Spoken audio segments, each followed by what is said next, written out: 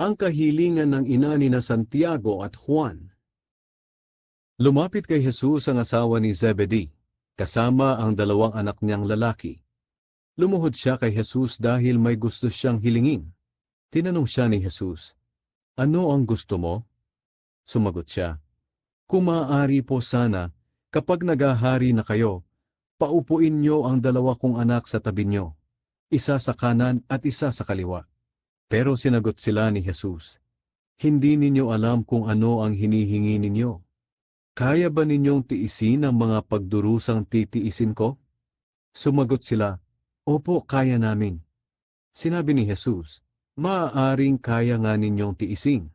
Ngunit hindi ako ang pumipili kung sino ang uupo sa kanan o sa kaliwa ko. Ang mga lugar na iyon ay para lang sa mga pinaglaanan ng aking Ama."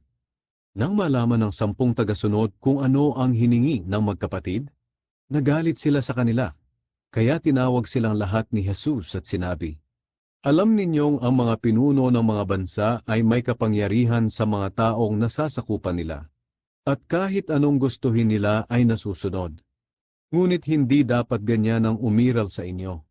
Sa halip ang sino man sa inyo na gustong maging dakila ay dapat maging lingkod ninyo. At ang sino man sa inyo na gustong maging pinuno ay dapat maging alipin ninyo.